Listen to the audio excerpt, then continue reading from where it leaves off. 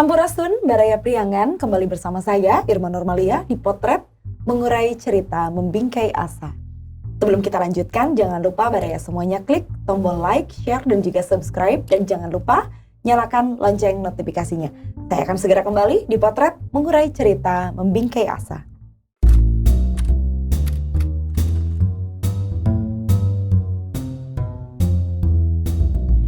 Asep Saipulloh, politisi Partai Golkar asal Pakidulan ini lahir di Karangnunggal pada 20 November 1978. Ia terlahir dari pasangan Ibu Nonoh Nurhayati dan Bapak Goparman.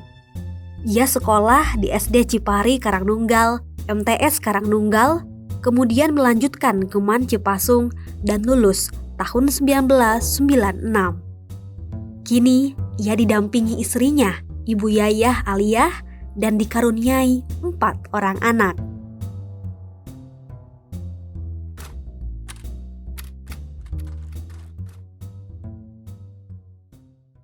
Kembali di Potret Mengurai Cerita Membingkai Asa dengan seorang politisi yang sudah tidak asing lagi.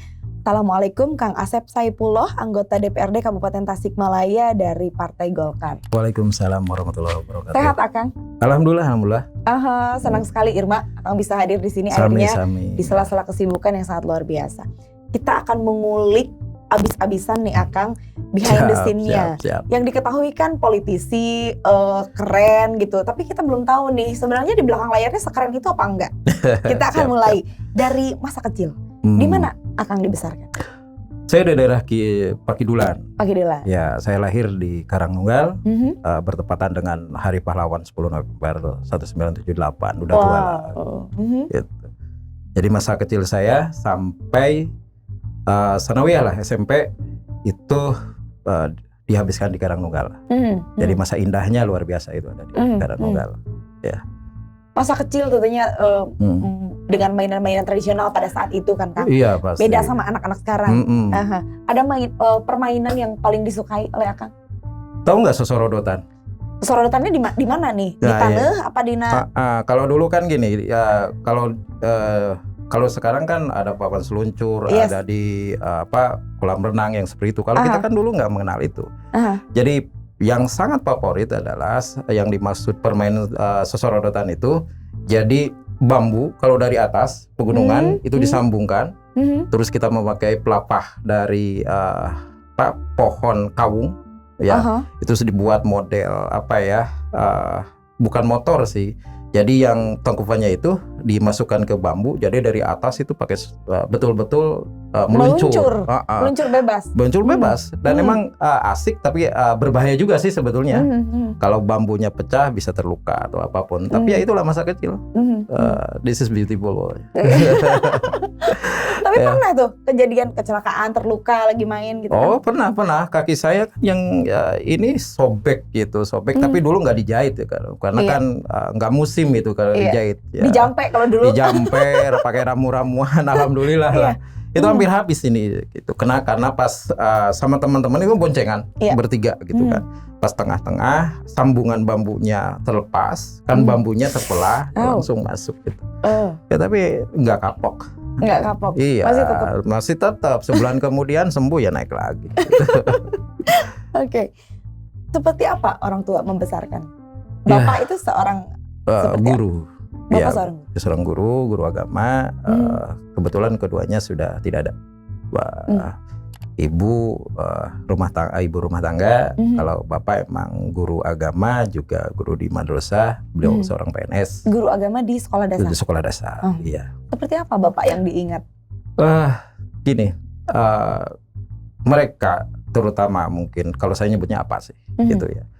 Itu paling berpengaruh dalam pembentuk karakter saya secara pribadi. Kadang kan kalau kita sudah dewasa, ini kita juga berperilaku karakter ini tidak sadar kadang mirip dengan orang tua. Betul. Karena kalau dari dulu, dari mulai kita mengenal Tuhan, mengenal agama dan mengenal kehidupan, mereka lah yang mengenalkan dari A sampai ke Z, dari 1 sampai ke berapapun, mereka yang mengenalkan ke kita. Jadi dalam hidup saya, mereka lah yang emang membentuk karakter, mewarnai hidup saya, terus terutama bagaimana kita mengambil sebuah keputusan dalam hidup itu. Mereka sangat-sangat kuat dalam mempengaruhi karakter kita. Bapak seorang yang tegas? Iya, gitu. Tapi itu ada pastinya. Yang saya rasa gini, bukan aneh sih. Jadi kalau dari mulai kecil itu sampai kita tamat sanawiyah atau SMP itu kelas 3 itu sangat strength. Kalau orang tua saya itu, jadi betul-betul sangat keras. Diatur jadwal sedemikian rupa, model main harus jam berapa. Jadi kita pulang sekolah juga harus membereskan PR. Jadi PR itu tidak dikerjakan malam, tapi siang. Pulang sekolah yang sudah makan harus mengerjakan PR. Jadi tidak ada lagi pekerjaan rumah nanti dikerjakan malam, karena malam itu ngaji, gitu ya. Jadi dengan saya tidak dimanjakan dengan apapun. Kalau usia saya katakanlah dulu yang keren-keren kan beliin motor atau apa, kita enggak. Jadi mereka berprinsip bahwa sampai sanawiyah emang kita tidak boleh, bahkan saya tidak bisa naik motor pada waktu itu. Ya, dan bedanya ketika kita masuk ke aliyah, kebetulan saya aliyahnya di Cipasung, itu emang seperti drastis. Jadi mereka seperti menyerahkan hidupnya itu ke kita. Nah, kalau mereka kan panggilnya Ujang nih ke kita nih. Udah Jang, sekarang kamu udah dewasa, geus ayeuna mah geus gede. Sok wae ayeuna mah naon nu jadi nu penting mah apal mana nu alus, mana nu goreng. Keputusan aya di maneh. Ayeuna. Tapi nasihat tetap ada, bareng tentu hanya mengarahkan kemana yang harus kadang kita konsultasi dengan orang tua. Seperti kita mau kuliah ini kemana nih? Bagusnya kemana ada gitu, tapi keputusan tetap diarahin ke kita. Kamu nges gede, ayeuna masuk. Jadi sudah diberikan pilihan untuk memilih hidup. Iya. Mungkin karena sudah dari kecilnya sudah dibentuk sedemikian rupa, jadi Bapak sudah percaya akan bisa memilih mana yang baik dan benar. Iya. Seperti itu. Kalau ibu seperti apa ibu? Ibu malah kebalikannya. Jadi kalau ibu lebih ke ngayomi. Ya ibu seperti pada umumnya lembut gitu ya. Kalau menasihati tidak dengan intonasi yang emang tinggi. Kalau menasihati setelah kita dimarahi katakan sama apa, ya barulah ibu datang dengan emang kelembutannya. Ya kalau seorang ibu kan seperti itu. Jadi ada dua sisi yang saling melengkapi, saya rasa. Kalau saudara, ada berapa bersaudara? Kita hanya 2 bersaudara. Kebetulan saya bungsu, putra terakhir. Gitu. Kalau hanya 2 bersaudara berarti sangat dekat. Iya, sangat dekat. Cuma kan ada tradisi kalau keluarga kita setelah keluar SMP itu emang wajib pesantren. Jadi kita emang interaksi komunikasinya waktu kecil aja. Setelah besar, kadang emang kalau ketemu ya kalau libur, terus juga kalau hari-hari raya lah harus seperti itu. Dan kalau di sekolah Kang, sekolah dasar termasuk siswa yang berprestasi? Gimana ya? Kalau ranking pernah, katakan kita mulai dari ranking kalau SD pernah lah ranking 8, terus naik ke 4, terus naik ke 1, kita juga pernah turun lagi fluktuasi. Ya karena ya kita menikmati masa kecil lah, masa bangor mungkin ya, masa seperti itu tidak konsentrasi belajar. Ada juga seperti itu. Sekolahnya di sekolah yang Bapak mengajar atau beda sekolah? Iya, di Bapak mengajar kebetulan dekat rumah. Oke. Iya, kalau SD-nya. Gimana rasanya diajar dengan ada Bapak di situ? Apakah sebuah beban atau tidak? Beban sih, stres. Artinya gini, kalau kita berprestasi atau nilainya bagus, kalau pelajaran agama, pantas cina Bapak anaknya ngajar. Gitu kan? Tapi kita kan sebetulnya tidak privilege gitu ya. Kita tidak ada fasilitas bahwa karena anaknya ini nilainya jadi bagus. Karena biasa-biasa aja sih itu nilainya street juga. Kalau pelajaran agama, kebetulan kalau di kita kan sekolah agama, terus juga agama, artinya pelajaran agama bukan sesuatu yang sulit pada waktu itu. Karena di samping kita belajar di sekolah, kita juga belajar di sekolah agama atau madrasah. Jadi ya nilainya hampir rata-rata lah, nggak jelek. Mungkin diolok-olok sama teman-teman, wah anak guru gitu. Enggak sih. Enggak sampai situ sih. Enggak. Kita fine aja sih gitu. Kalau sama teman-teman baik-baik saja. Baik-baik saja ya. Oh, kenakalannya biasalah kalau gelut meren. Tapi pernah tuh. Oh, pernah kita kalau di kampung enggak. Dan kalau dulu kan enggak seperti sekarang. Kalau kita kelahi tanggung jawab. Kalau dulu kan tanggung jawab sendiri untuk bilang ke orang tua gitu kan. Tapi juga baikannya juga cepat gitu ya. Jadi hanya kenakalan kecil lah ya, seperti itu. SMP masih di Karangnunggal? Masih di Karangnunggal. Kita di MTS Karangnunggal. Jauh dulu. dari rumah atau masih dekat? Dekat sih. Agak dekat, hanya 3 kiloan. Sebetulnya kan gini, dulu saya sudah di SMP 1 Karangnunggal, terus karena teman bapak saya itu mendirikan sekolah MTS, terus saya dicabut supaya emang sekolah di MTS. Gitu. Kalau berangkat sekolah itu pakai kendaraan bermotor atau jalan? Enggak, ada kita jalan kaki gitu ya. 3 kilometer jalan kaki? Jalan kaki kita pada waktu itu gitu. Kadang nggak pakai sepatu lah. Masih musim nyeker ya? Nyeker, karena kan sepatu teh kadiken teh gitu kan, lebar. Jadi kan kita beli sepatu 1 tahun sekali itu betul, karena awet. Iya. Ya. Dipakainya cuma upacara doang? Upacara gitu, lah mau di absen kan gitu upacara. Setelah pulang kadang kita nggak pakai sepatu, karena kita nyamannya gitu, comfortable-nya kan di situ kita nyaman. Ya khas orang kidul lah. Iya. Kalau di kampung kan gitu. Ya.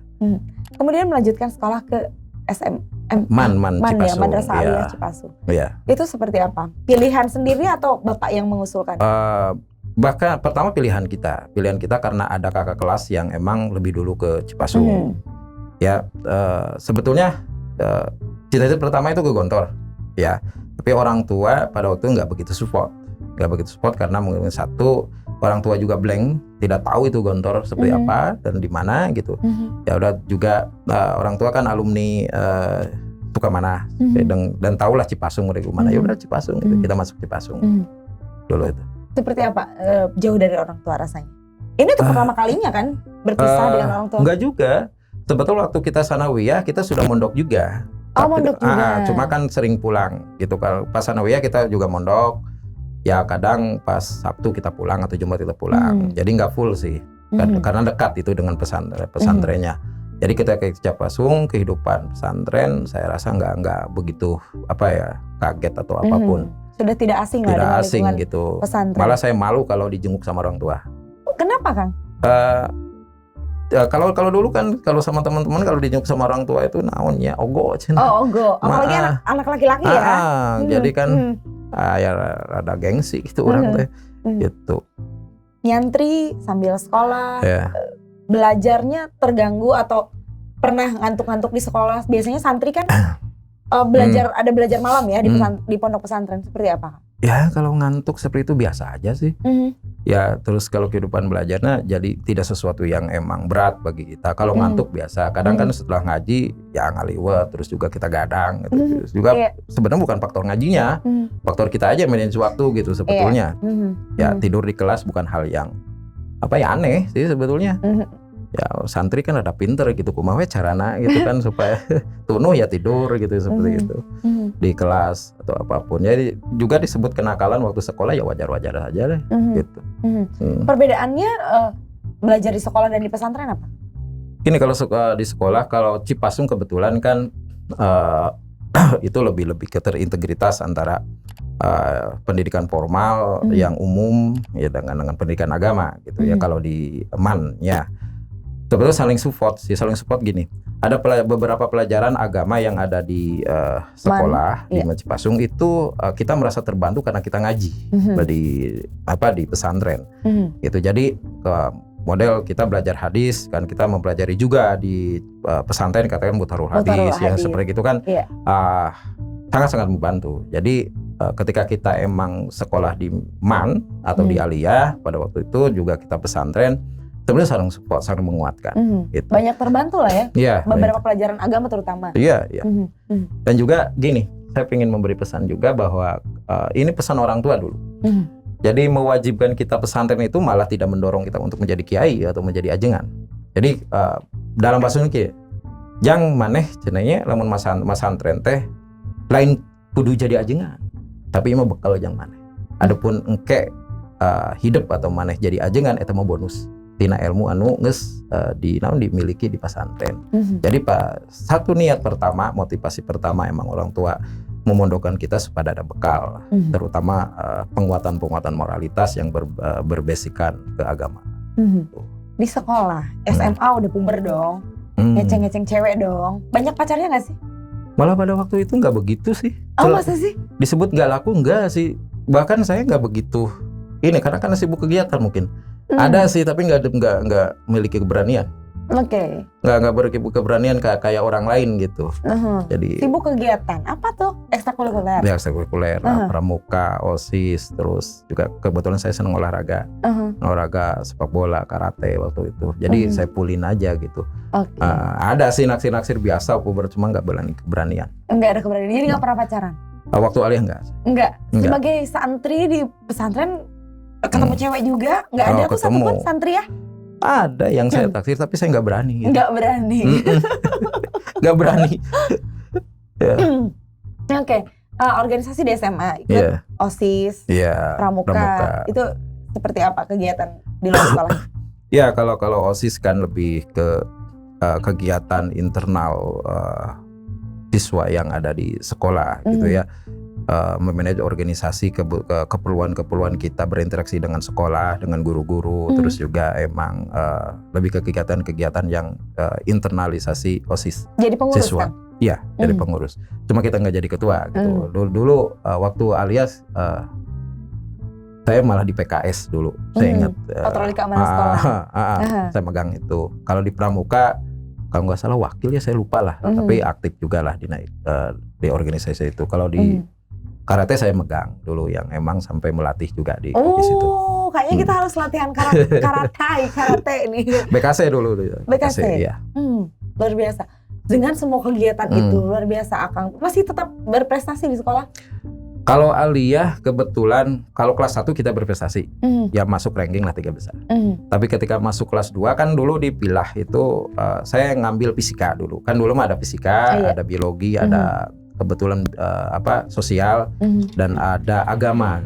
Kalau di Cipasung kan ya seperti itu. Saya ngambil fisika. Kalau fisika kan itu murid-muridnya diambilnya minimal 10 besar ya. Iya. Jadi dulu kita nggak kebagian ranking sampai kelas 3. Tapi kalau rata-rata itu nggak mendekati. Karena kumpulan orang murid-murid yang cukup lah. Cukup ada belajarnya serius-serius kalau di fisika gitu.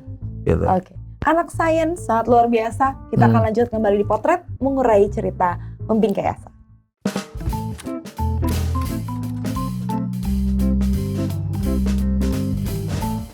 Menginjak dewasa, Asep Saipullah menimba ilmu di Yogyakarta. Ia kuliah di 2 universitas, APRIN dan IAIN Sunan Kalijaga. Semasa kuliah, Asep terlibat aktif dalam Gerakan Mahasiswa Nasional Indonesia, sebuah pergerakan mahasiswa yang berhaluan marhaenis. Euforia reformasi telah membawanya ke banyak aksi demonstrasi. Bagi Asep, penahanan 3 hari di kantor polisi merupakan hal biasa dan tak menyurutkan semangatnya mengusung cita-cita reformasi.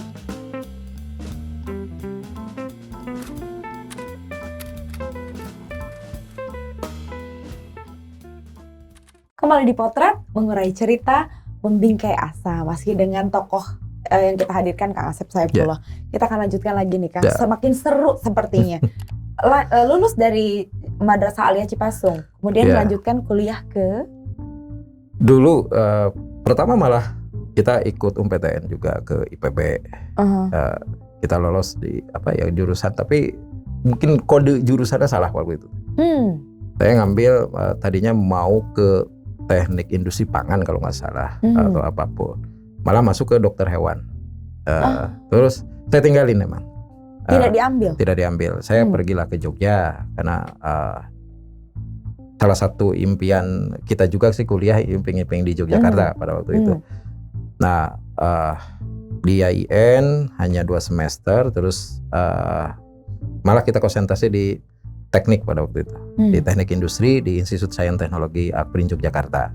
Kita lulus S1 di situ. Ya, Terus kalau tahun-tahun pertama emang kuliah agak berat. Kenapa saya juga nggak melanjutkan di yang juga pada waktu itu. Kan tahun pertama kita diisi sama demo aja gitu. Demo apa tuh Kang? Ya waktu reformasi. Oh iya, 98 ya? Iya, 97-98. 97-98. IP saya 1,2 dulu.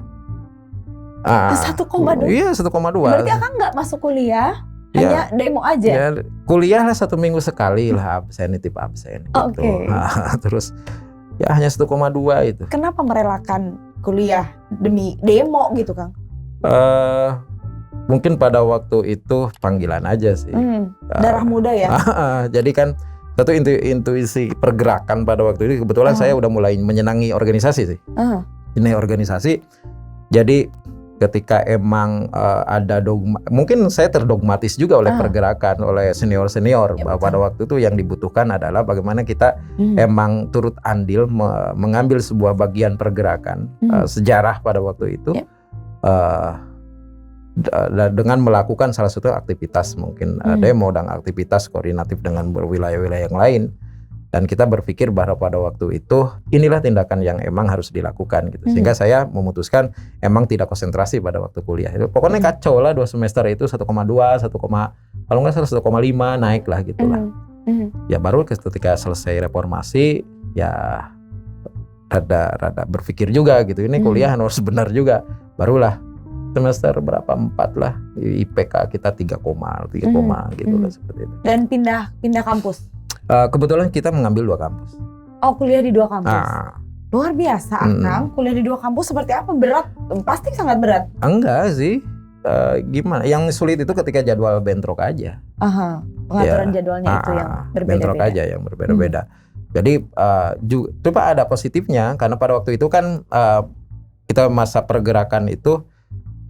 Masa aktivitas mahasiswa pada waktu itu juga kita lintas kampus. Jadi kebetulan banyak kawan-kawan gitu ya di organisasi yang lain, sehingga kita senang aja melakukannya gitu.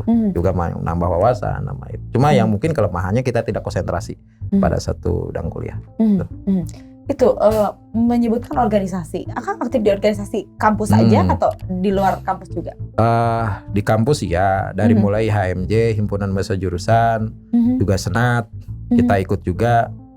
Terus di luar kampus saya lebih fokus di GMNI gitu. Ya, Gerakan Mahasiswa Nasionalis Indonesia. 2 kampus itu Akang selesai dua-duanya?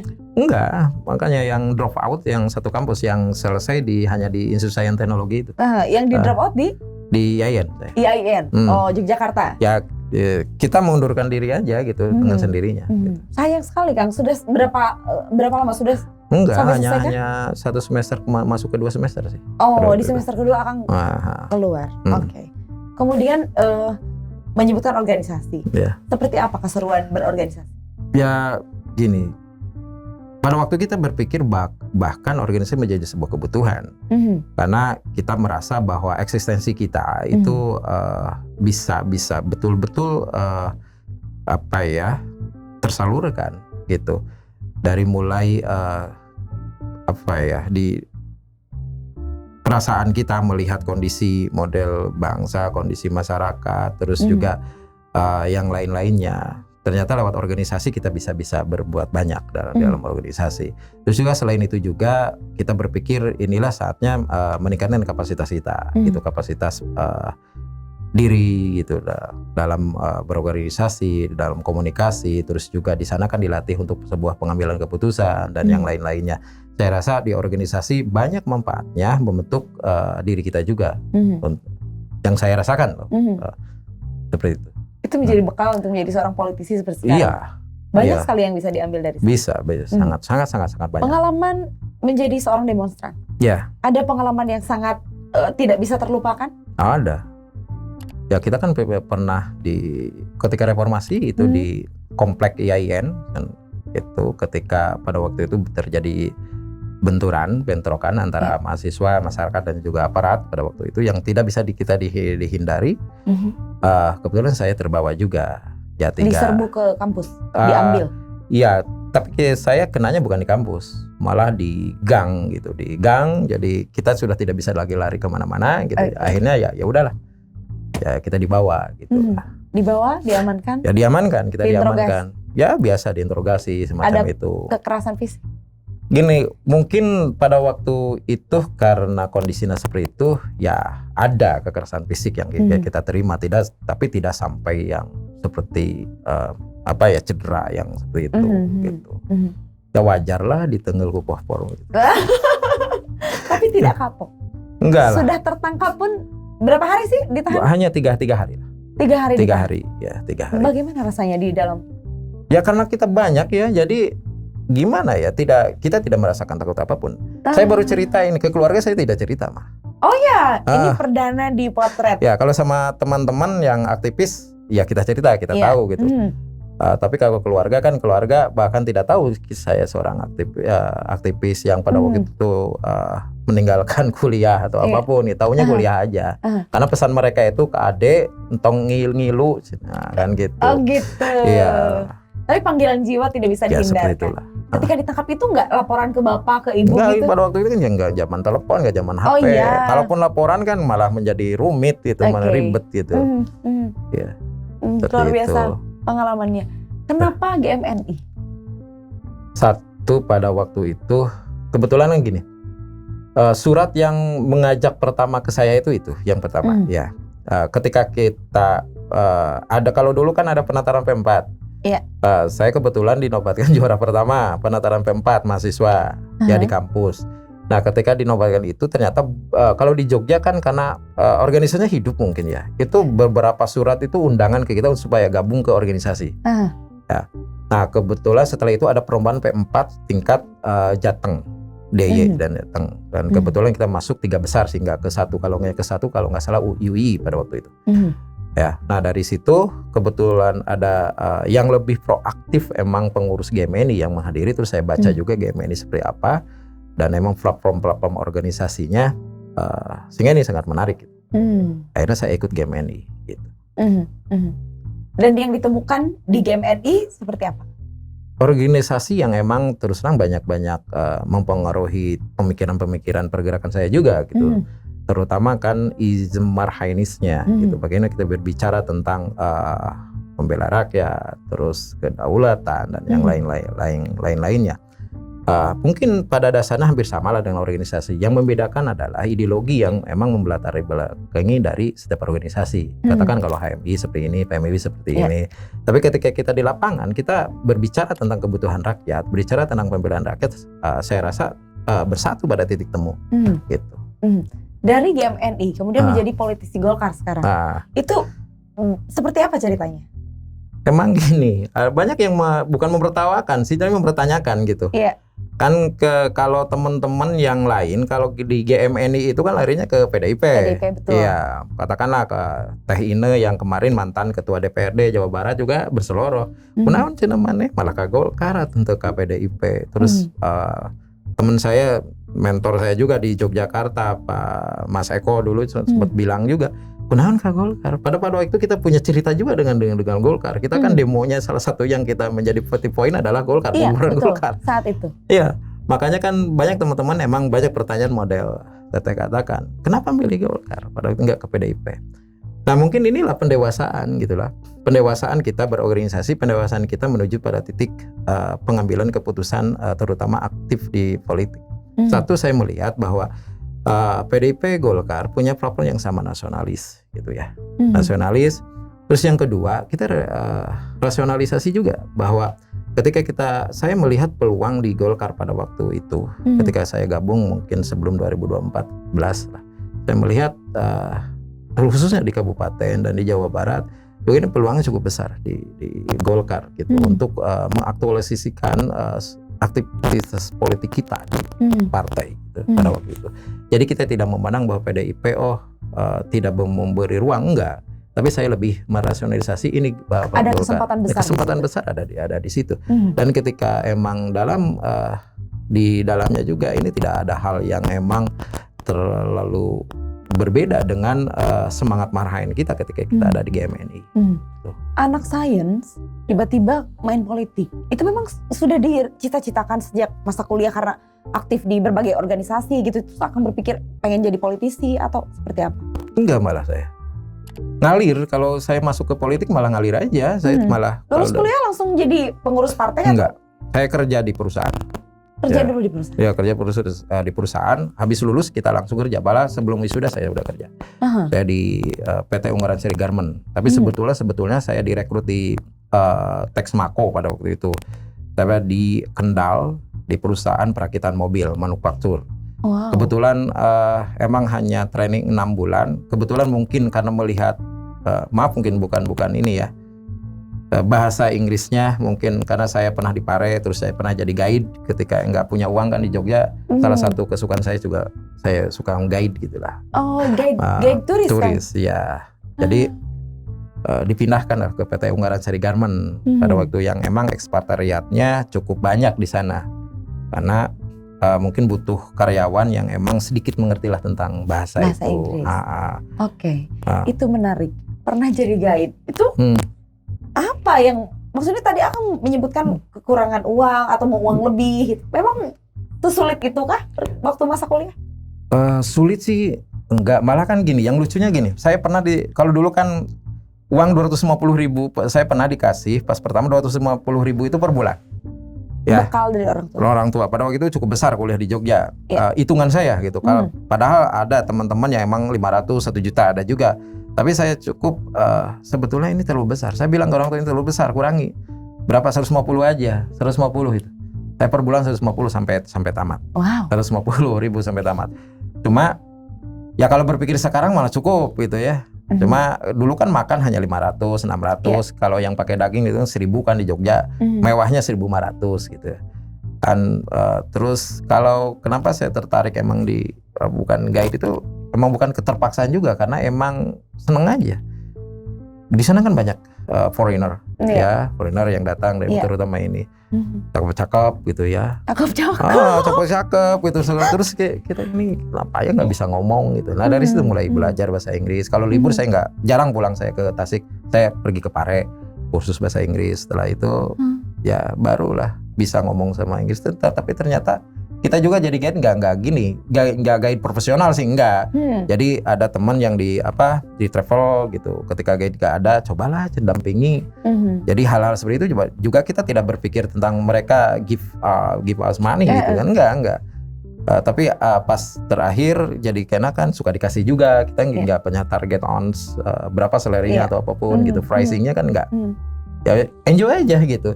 Yang penting saya mau belajar gitu, practice English gitu, tapi dapat uang gitu. Luar biasa. Gitu. Kita akan lanjutkan lagi perjalanan karir politiknya yang sekarang sedang dikerjakan apa. Setelah yang satu ini tetap di Potret, mengurai cerita, membingkai asa.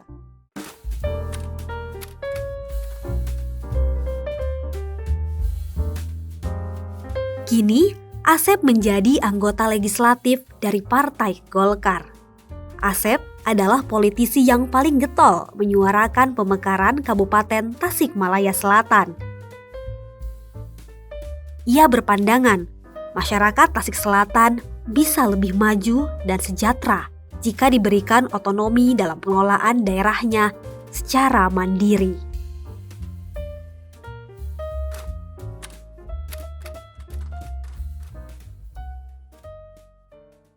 Kembali di Potret, mengurai cerita, membingkai asa.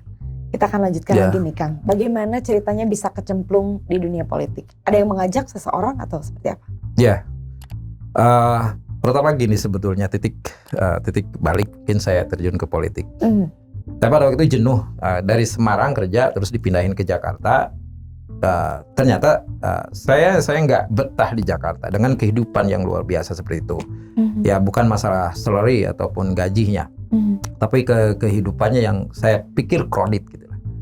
Sehingga nggak nyaman. Saya balik lah ke sini. Ya, salah satu yang emang ketika balik ke kabupaten, kita kan mungkin punya basicnya berorganisasi. Yang saya lakukan pada waktu itu adalah mendirikan organisasi juga. Karena saya tidak kenal dengan pejabat, tidak kenal dengan relasi, kecuali mungkin teman-teman yang alumni Jogja yang dulu pernah bareng-bareng di Jogja, terus sekarang sudah eksis di kabupaten pada waktu itu. Saya mendirikan organisasi namanya KASAT dulu, Komunitas Studi Tasikmalaya Selatan. Komunitas Studi Tasikmalaya Selatan. Itu 2002-2003 lah. Gitu. Kita mendirikan itu. lebih fokus di organisasi itu. Nah dari mulai itu sebetulnya kita kan mulai beraktivitas, terus juga masuk di membuat opini-opini di surat kabar atau apapun. Ya dari situlah mulai mungkin beberapa tokoh politik suka mengajak lah, melirik akan lah ya. Ya termasuk beberapa partai pada waktu itu supaya emang gabung gitu. Cuma kebetulan yang keputusan terakhirnya ya saya emang menjatuhkan di Golkar gitu. Itu aja sih perjalanan. Tahun berapa mulai ikut pemilihan umum? 2014. 2014 dan langsung lolos? Enggak. Kita gagal. Gagal di 2014. Karena pada waktu itu beda suaranya sekitar 160 dengan yang menang. Ya, juga kita mungkin belum punya pengalaman atau apapun.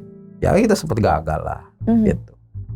Tidak kapok kemudian lanjut lagi di 2019? Ya enggak lah. Karena kan gini, kalau udah saya orangnya berusaha untuk fokus gini. Kalau emang satu hal katakan dalam politik ini gagal terus saya evaluasi, oh ya seperti ini kelemahan kita. Ya udah kita coba lagi tahun-tahun depan. Ya, tahun depan dan kemarin mungkin tahun 2019. Ya itu alhamdulillah gitu. Walaupun memang dalam kondisi sekarang berat lah gitu. Iya, apa yang beratnya? Ya, kondisi ketika kita masuk negara kan enggak baik-baik saja. Ketika Covid gitu masuk kan itu meluluntahkan sistem yang ada di kita. Ke politik juga sama.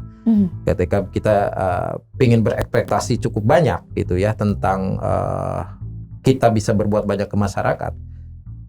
Ternyata ketika kita periode ini itu beratnya adalah sistem anggaran yang emang terbatas karena pemerintah kan sekarang kita lebih fokus terhadap penanganan itu sampai tahun ini gitu.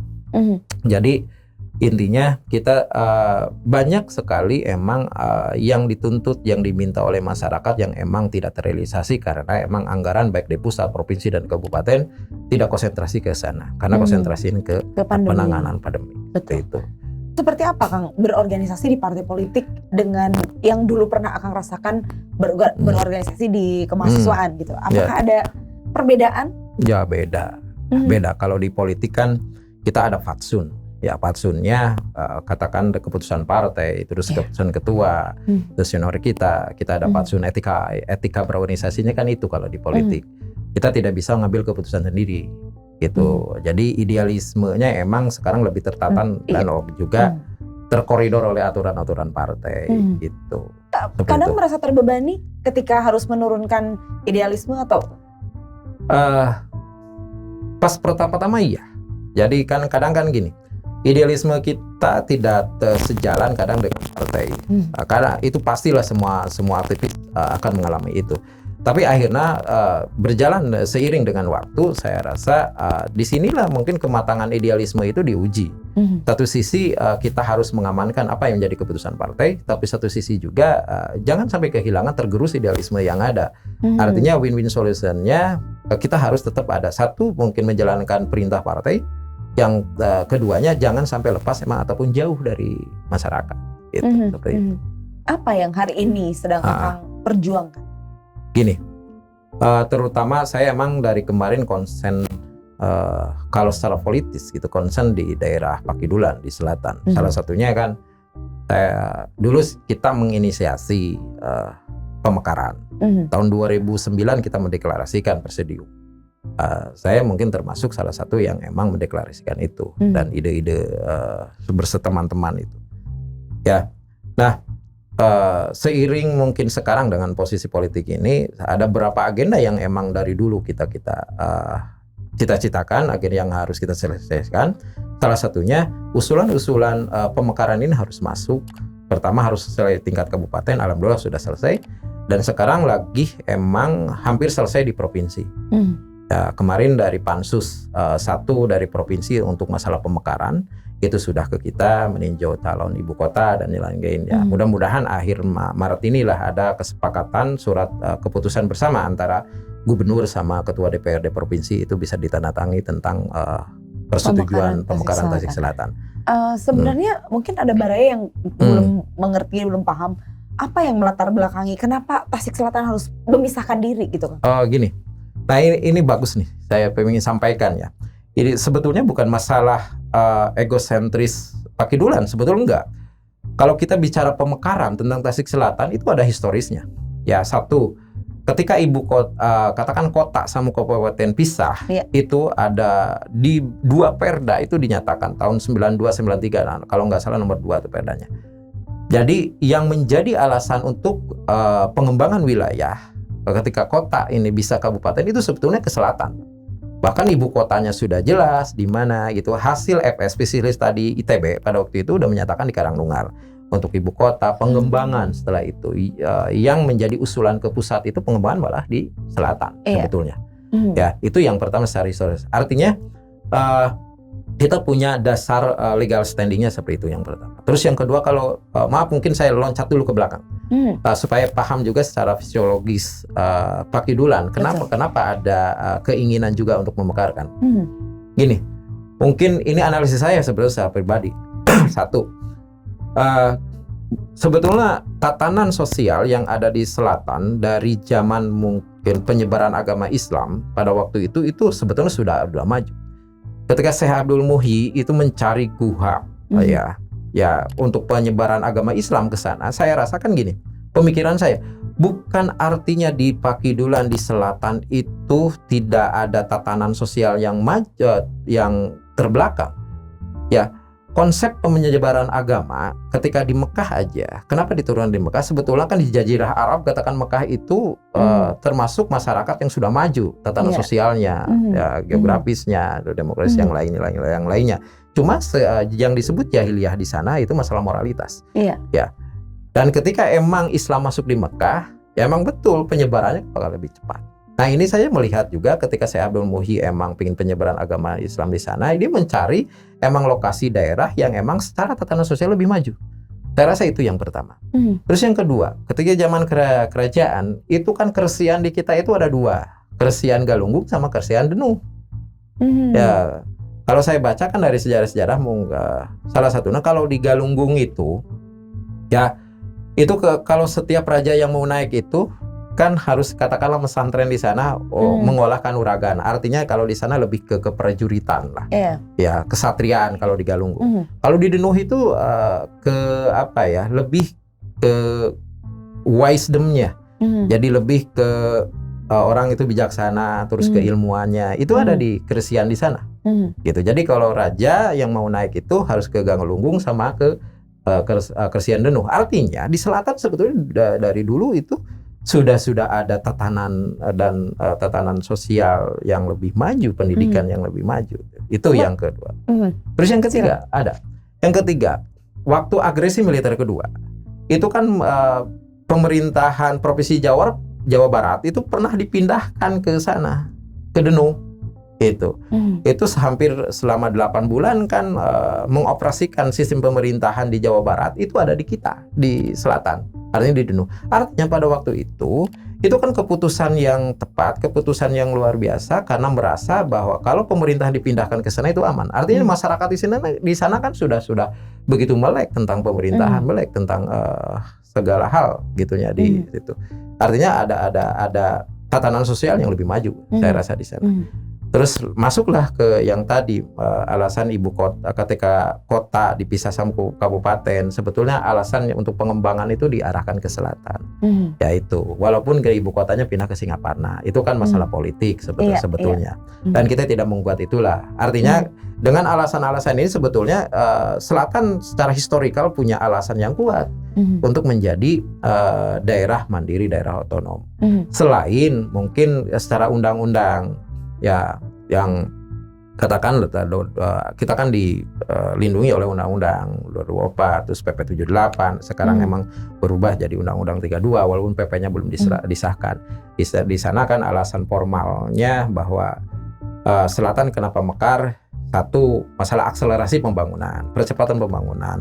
Bayangkan aja sekarang kabupaten dengan APBD walaupun sekarang sudah sampai 4 triliun, kalau mengurus 39 kecamatan itu berat lah. Ya. Terus juga selain itu juga kan potensi selatan luar biasa. Secara politik itu 43% ada di selatan.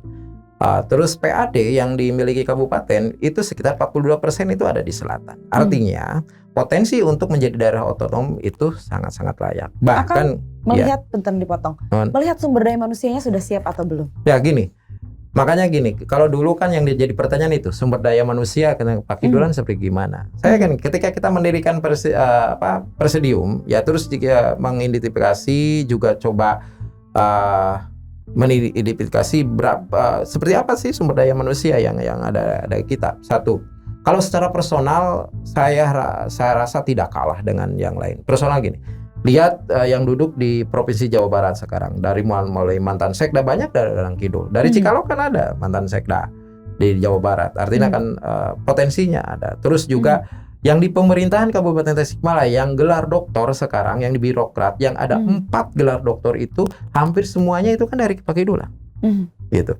Artinya ini potensi secara ini. Terus saya juga pernah coba menginventarisir tokoh-tokoh yang ada di akademik, kadang di ITB, di Unpad, di Unsil, di mana. Ternyata banyak gitu.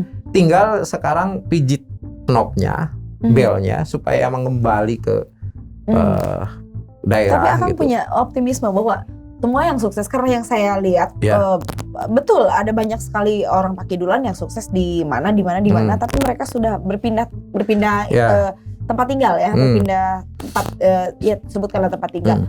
Apakah ketika nanti misalkan pemekaran ini jadi, maukah mereka untuk kembali membangun? Iya, konsepnya kan nggak harus mereka kembali. Kalaupun mereka mau kembali, welcome, silakan, mereka itu baik.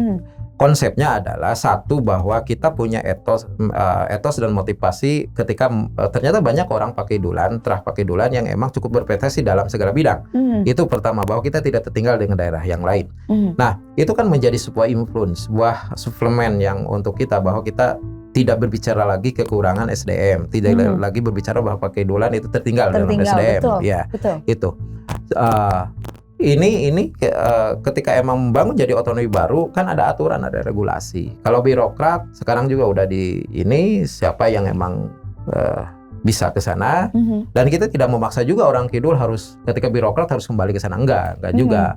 Saya rasa tidak hal yang sulit nantinya kalau katakan PNS birokrat yang nantinya ketika ini jadi ini menjadi kendala, saya rasa tidak.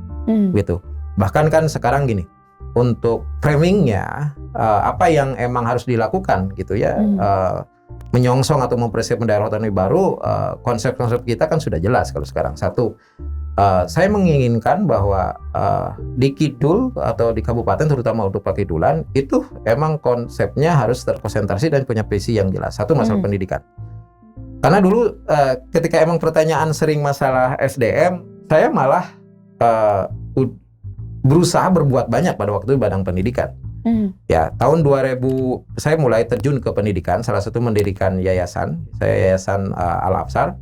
Kita mendirikan pendidikan dari mulai PAUD sampai SMK dan sampai pesantren. Sekarang kita masih aktif, saya juga masih aktif di sana. Kita mendirikan PAUD sampai 211 PAUD gitu ya. Terus juga didorong juga sampai ada perguruan tinggi yang ada di Pakidulan. Ya, sekarang kan sudah ada 2 perguruan tinggi yang ada yang berdiri di Pakidulan. Bahkan kemarin kita dorong bahwa UPI itu ya bisa mengembangkan kampusnya di daerah Karangnunggal. Kemarin itu pemerintah insya Allah bakal menghibahkan sekitar 40 hektar untuk pengembangan pendidikan UPI di sana. Jadi yang UPI dari sini itu supaya pindah ke sana. Di sini khusus S2. Gitu. Mudah-mudahan segera terrealisasi ya. Sekarang Akang melihat Kabupaten Tasikmalaya secara utuh. Seperti apa Kabupaten Tasikmalaya sekarang?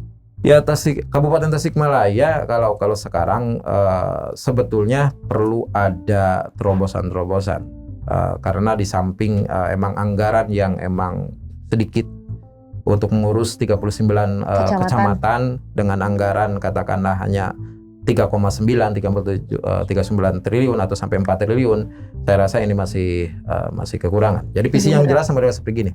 Walaupun dalam RPJMD sebetulnya sudah ada, tinggal sebetulnya ada goodwill yang betul-betul stronger dari leader dari kita. Jadi Kabupaten Tasikmalaya akan seperti apa? Jadi gini, kita harus punya mimpi. Utara seperti apa 15 tahun kemudian, timur seperti apa, selatan seperti apa, itu dalam kerangka 15 tahun kemudian dan mungkin ada di RPJMD, tapi betul-betul sebetulnya sentuhannya atau pendekatannya jangan sampai pendekatan project. Saya rasa harus ada pendekatan, ada sustainability program. Jadi yang emang program yang berkelanjutan. Contoh model gini, saya kebetulan di Komisi 4. Saya selalu berpikir gini, kita berbicara masalah kesehatan. Salah satu contoh gini, kabupaten itu hanya memiliki SMC, ya rumah sakit yang Singaparna Medical Center itu. Dan sekarang tipenya baru tipe C, ya. Sedangkan fasilitas itu kan sudah jadi rujukan, ya fasilitas sudah bagus. Tinggal kan gini, di RPJMD itu sudah dimaktubkan bahwa kabupaten pemerintah itu berkewajiban untuk mendirikan rumah sakit di 4 wilayah lagi, Ciawi, Mananjaya, terus Cikatoma sama Karangnunggal. Dan saya selalu emang mengingatkan pemerintah supaya betul-betul ini terrealisasi. Kenapa? Karena SMC saya pingin didorong untuk menjadi tipe A atau tipe B, karena fasilitas sudah ada, dokter ahlinya, spesialis sudah banyak di sana, supaya jadi rujukan Priangan. Ya, tapi ini tidak bisa dilakukan ya kalau emang rumah sakit penyangganya yang 4 itu belum terrealisasi. Karena kan rujukannya nanti kalau ini dinaikkan jadi tipe A atau tipe B, tidak bisa menerima yang katakan kelas 3 atau KIS yang masyarakat kita yang memang di situ. Jadi harus ada rumah sakit penyangga dulu yang itu. Makanya saya konsentrasi sekarang ini bagaimana pemerintah menyelesaikan itu. Contoh salah satu contoh di bidang tersebut. Jadi mimpinya, visinya harus jelas seperti itu. Jadi target sekarang pembebasan tanah 5 tahun selesaikan, katakan jangan terlalu lama, 5 tahun lah, 1 tahun 2 tahun ini pembebasan tanah semua. Setelah itu baru prinsip izin sama pembangunan. Jadi sehingga kan yang 4 ini bisa kita dorong menjadi rumah sakit minimal tipe D atau tipe C. Nah, sehingga bidang kesehatan di kabupaten ini bisa terselesaikan. Salah satu contoh model seperti itu. Kemudian tadi kita sudah membahas kabupaten, pemekaran dan lain-lain. Untuk Akang sendiri 2024 rencananya mau kemana? Mau masihkah di sini atau mau ke provinsi?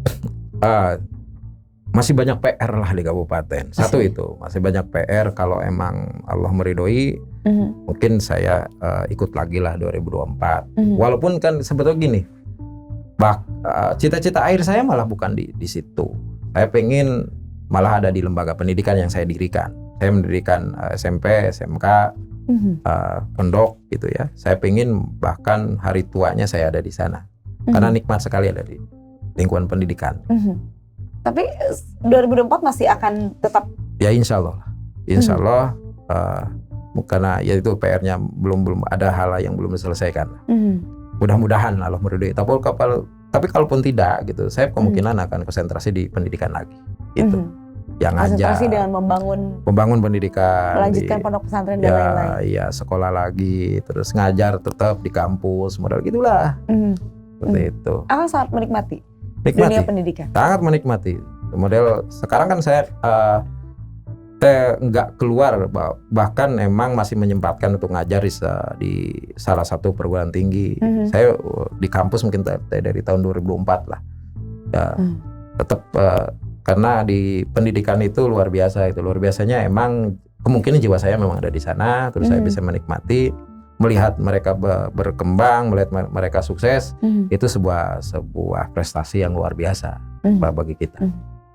Terima kasih Akang sudah hadir di Potret. Sama-sama. Semoga sehat selalu. Amin. Terakhir saya minta closing statement Akang untuk Baraya Priangan semuanya. Terima kasih atas kesempatannya. Mungkin ini momen yang luar biasa. Mungkin saya hanya terakhir dalam acara ini closing statement-nya adalah teruslah berbuat baik.